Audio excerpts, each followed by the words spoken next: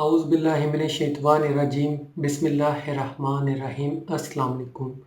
ایک اور عذاب قبر کی ویڈیو لے کر حاضر ہوا ہوں۔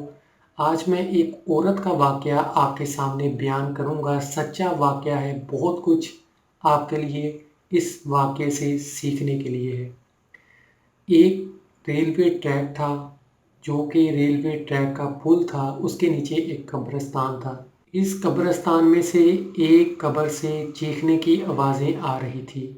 لوگ وہاں پہنچے، انہوں نے دیکھا تو قبر سے بہت زیادہ چیخوں کی آوازیں آ رہی تھی۔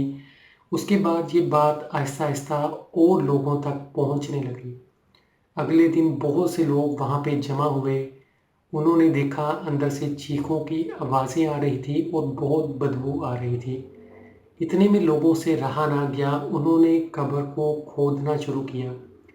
جیسے جیسے وہ قبر کو کھودتے جا رہے تھے، بدبو آ رہی تھی۔ جب انہوں نے قبر کھودی تو کیا دیکھتے ہیں، اتنی زیادہ بدبو سے لوگ بے ہوش ہونا شروع ہو جاتے ہیں۔ تو یہ قبر میں عذاب کا ایک واقعہ ہے۔ کیا ہم ان واقعات سے کچھ سیکھتے ہیں، یا ان واقعات کو سننے یا دیکھنے کے بعد ہم اپنی زندگی کو بدلیں گے؟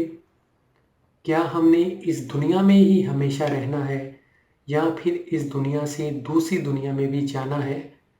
کون چاہے گا اس کے ساتھ کل کو ایسا ہو؟ تو ہمیں آج سے ہی ان چیزوں کی تیاری کرنی چاہیے۔ عذاب قبر کی بہت سی وجوہات ہیں۔ دو واقعات میں نے پہلے ویڈیوز میں شیئر کیے تھے۔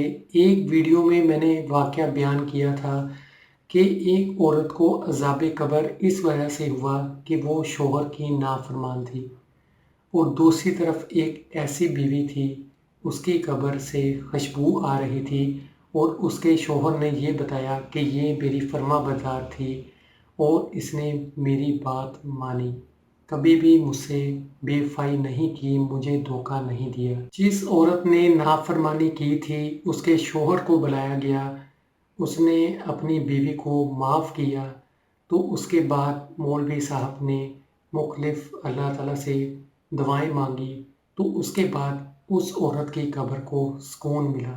اللہ تعالیٰ ہم سب کے گناہوں پہ ہمیں معاف فرمائے، ہمیں اچھی زندگی گزارنے کی توفیق عطا فرمائے۔